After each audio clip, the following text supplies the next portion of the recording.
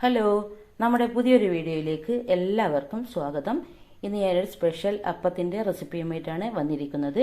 ഒരു ബ്രേക്ക്ഫാസ്റ്റ് ആയിട്ടോ ഡിന്നറായിട്ടോ എല്ലാം ഉപയോഗിക്കാൻ പറ്റിയ ഒരു അടിപൊളി റെസിപ്പിയാണ്. എല്ലാവരും വീഡിയോ കണ്ടൊന്ന് ട്രൈ ചെയ്ത് നോക്കുക.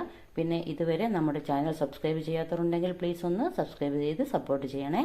എന്നാൽ വീഡിയോയിലോട്ട് പോകാം.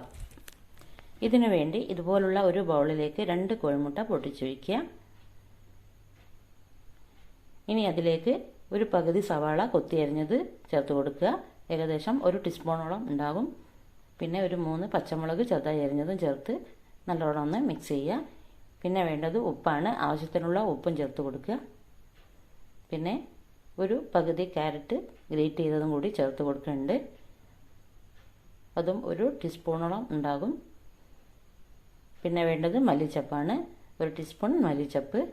പിന്നെ നമുക്ക് വേണ്ടത് വെള്ളപ്പത്തിൻ്റെ ബാറ്ററാണ്. നല്ല കട്ടിയുള്ള ബാറ്റർ വേണം ഒഴിച്ചു കൊടുക്കാൻ.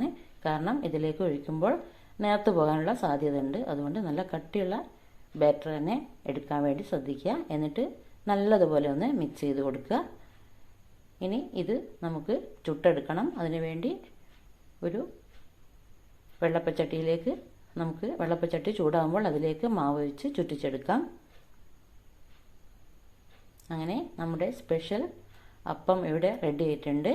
ബ്രേക്ക്ഫാസ്റ്റ് ആയിട്ടും അല്ലെങ്കിൽ ഡിന്നറായിട്ടൊക്കെ നമുക്ക് ഉപയോഗിക്കാൻ പറ്റിയ ഒരു അടിപൊളി റെസിപ്പി തന്നെയാണിത്. എല്ലാവരും ഒന്ന് ട്രൈ ചെയ്യുക. പിന്നെ ഇതുപോലെ തന്നെ ഒരു പൂവിൻ്റെ ആകൃതിയിലൊക്കെ ഉണ്ടാക്കി കൊടുത്താൽ കുട്ടികൾക്കൊക്കെ നല്ല കൗതുകമാവും.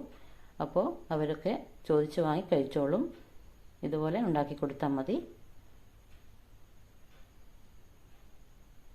അങ്ങനെ നമ്മുടെ സ്പെഷ്യൽ വെള്ളപ്പം ഇവിടെ റെഡി ആയിട്ടുണ്ട്. ഇത് കറിയൊന്നും ഇല്ലാതെയും അല്ലെങ്കിൽ കറിയുടെ കൂടെ എല്ലാം കഴിക്കാൻ പറ്റിയ ഒരു അടിപൊളി ബ്രേക്ക്ഫാസ്റ്റ് റെസിപ്പിയാണ്. എല്ലാവരും ഒന്ന് ട്രൈ ചെയ്ത് നോക്കുക. അടുത്തൊരു വീഡിയോയുമായിട്ട് വീണ്ടും കാണാം.